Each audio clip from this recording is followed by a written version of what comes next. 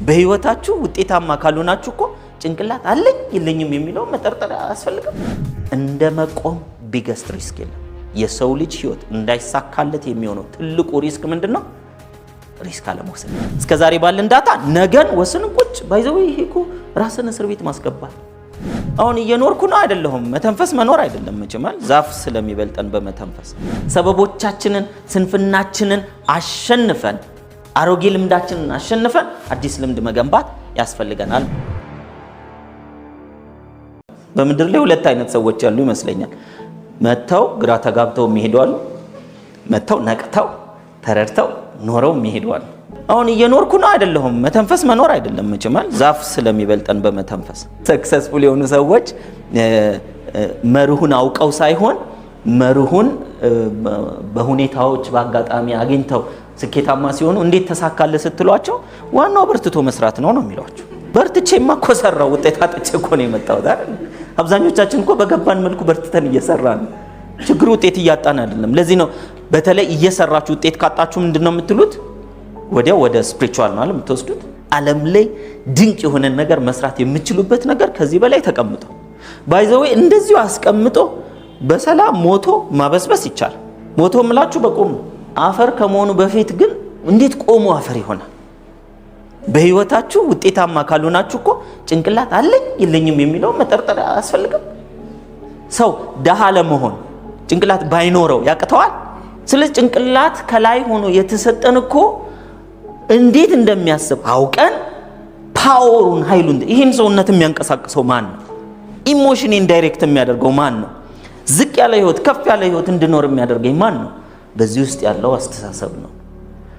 አስተሳሰብን መግራት ያስፈልጋል። የመጀመሪያው ተጠያቂ ለራሳችሁ ያላችሁ በራስ መተማመን። በራስ መተማመን እኮ ነው ያልኳችሁ። እናንተ ረፍ የሚያደርግ እኮ ነው ብትናገሩም ባትናገሩም። በራስ መተማመን የሚመጣው በማወቅ ነው። ማንን በማወቅ? ራስን በማወቅ።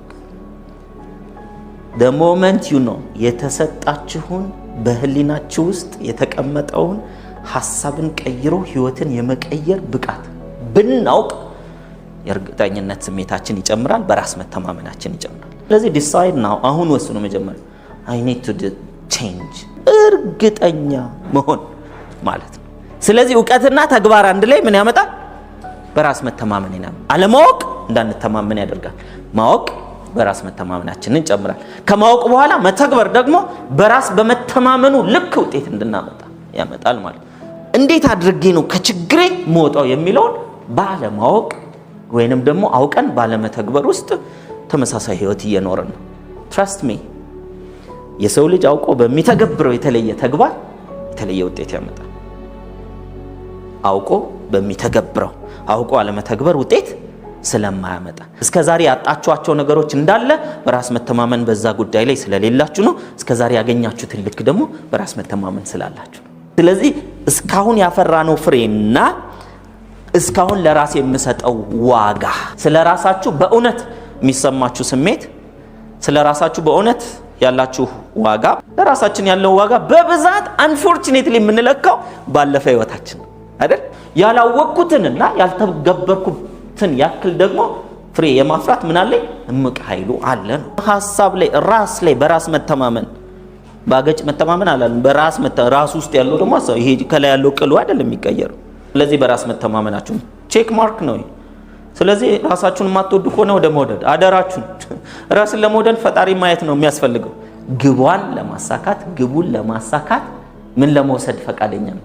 ሪስክ ለመውሰድ። ተነስቶ የሆነ ነገር ሲሰራ በወድቅ የምተማመነው በውጤቱ አይደለም ማለት ነው። የብዙዎቻችን ችግር ዲግሪ ካለን ምን እንጠለጠለው ምኑ ላይ ነው? ዲግሪ ነው። ስራ ካለን ደሞዙ ላይ ነው። ዘመድ ካለን የሚረዳን ውጪ ገንዘብ የሚልክ እሱ ላይ ነው። ብዙዎቻችን ቅርንጫፎቹ ላይ እንጠለጠልና ቅርንጫፎቹ ደግሞ ብዙም አይቆይም። ምን ይሆናሉ? ይሰበራሉ። ሲሰበሩ እኛም ተሰብረን ቁጭ እንል። ዛሬ የያዛችሁት ስራ ዜሮ ቢሆን ከሀ ጀምሬ እንደገና አሳካለሁ ማለት አለባችሁ። በተግባር ውስጥ ትወድቃላችሁ። መውደቅ ማለት ወዳቂ መሆን ማለት ሳይሆን እንዴት እንደሚወደቅ መማር ማለት ነው። እንደዚህ ሲሆን የተሻለ ሙከራ እንዴት ይደረጋል የሚል ትምህርት አይደለም ወሰድኩ። the best education is experience። ከመጽሐፍ ካስተማራችሁ ሰው ካስተማራችሁ ይልቅ በራሳችሁ ኤክስፒሪየንስ ወድቃችሁ የተነሳችሁበት ምርጥ አስተማሪ ነው። ችግሩ ተማሪው ምን አይነት ነው? ተነሱና አቧራችሁን አራግፋችሁ የተሻለ ሙከራ አድርጉ። አንድ አይነት ሙከራ አይደለም፣ የተሻለ ሙከራ። የተሻለ ሙከራ ማለት የበፊቱን ችግር የቀነሰ አዲሱን ኦፖርቹኒቲ የሚይዝ። እንደ መቆም ቢገስት ሪስክ የለም። የሰው ልጅ ህይወት እንዳይሳካለት የሚሆነው ትልቁ ሪስክ ምንድነው? ሪስክ አለመውሰድ። ኢትዮጵያ ውስጥ በሁለት እግራችሁ ቆማችሁ እውነትን ይዛችሁ እንደመሄድ የሚያስቸግር ሀገር የለም። ከቤተሰብ ይጀምራል። አዲስ ሀሳብ ስታመጡ ድሪም ቦርዳችሁን ቤት ብትሰቅሉ መጀመሪያ የሚወቅሳችሁ ማለት ቤተሰብ።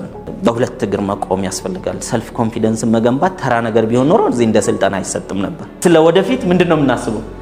ፖዚቲቭሊ።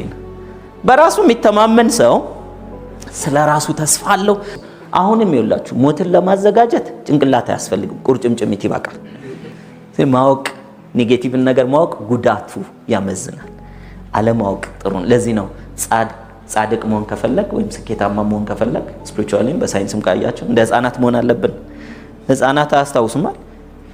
እኔ ልጆችን አሁን ቀጥቼው እኮ ልጄ ተንደርድሮ እኔ ጋር ነው የሚመጣው። ወዲያው ረስቱት። እኔ አረሳሁት። ፖዚቲቭ ማሰብ ምርጫ ነው። አደራችሁን። ኔጌቲቭ ማሰብ እውነት ማለት አይደለም። መርጠን ፖዚቲቭ እናስብ። ተስፋ ይኖራል። ነገ አዲስ ነገር መስራት ይችላል። የመስራት እድሉ አለ። እስከዛ አሁን አልሰራውም፣ አልተሰራው።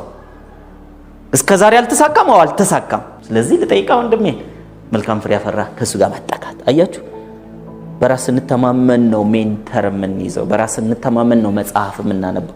በራስ እንተማመን ነው ጸሎት። እንዴ ጸሎት ይዛችሁ እኮ ፈጣሪው አሁን መቀየር እፈልጋለሁ። ጸሎቶቻችን ራሱ እኮ ደካማ። እንደው ከቻልክ በቃ ታረጋግ። ጸሎት እስከመቼ ነው የምጸልየው የሚል ሰው አለ። እስክታገኝ ነው። በኮንፊደንሳችሁን ከገነባችሁ ኢማጂን አርጋችሁ የማታውቁትን ህይወት ነው የምትኖሩት። አይደንቲፋይ ዮር ኔጌቲቭ ቶትስ። መቼም መልካም ነገር ላዳብር ካል መልካም ያልሆነው ማወቅ አለብኝ አይደል? ስለዚህ የኔ ኔጌቲቭ ቶቶቼ ምንድናቸው? ከፍርሃትህ አሸንፈህ ካለማወቅህ አውቀህ አይደለ? ከችግሮችህ ወጥተህ ያንን ነገር ብትደርስበትስ ብትደርሽበትስ የሚለው። ስለዚህ አይ ካንት ዱ ዳት የምትሏቸው ምሳሌ ነው። አይ ዊል ሹርሊ ፌል። አይ እንትን ባረግ ባክን አይሳካልኝም፣ አይሆንልኝም።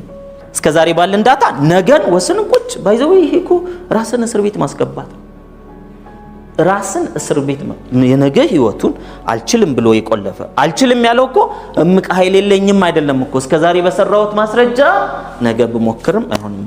ሰበቦቻችንን ስንፍናችንን አሸንፈን አሮጌ ልምዳችንን አሸንፈን አዲስ ልምድ መገንባት ያስፈልገናል። 3 ታላላቅ በህይወታችሁ እንቅፋት የሆኑባችሁ ምን አሉታዊ ሐሳብ ኦፖዚቱን ጻፉት። ስለዚህ መጀመሪያ ሐሳቡን መዝራት አለብን። እንዴት እንደሆነ። ሶስተኛው ዴይሊ ሪድ ዘ ሰከንድ ስቴፕ አለ። እኔና እናንተ በዚህ ምድር ላይ መጥፎም ጥሩም የማድረግ እድሉ አለን የለን? እድሉ እኮ አለን። የማሳካት የመውደቅ እድሉ አለን። የሐሳባችን የትኛውን እድል ለመያዝ ወስኗል። እስከዛሬ ስለወደቅ ውድቀት ይቀጥላል ብሎ ከመያዝ እስከዛሬ ወድቅ ያለው አውቃለሁ፣ ነገ ከዚህ በኋላ ግን ምን የመሆን እድል አለኝ? የማለፍ እድል አለኝ። እስክትተኙ ሌላ ሐሳብ ከማሰብ ይሄን ደጋግማችሁ እያላችሁ በህሊናችሁ ሊሆን ይችላል፣ በአንደበታችሁ ሊሆን ይችላል፣ ግን እያላችሁ እንቅልፍ ይወስዳል።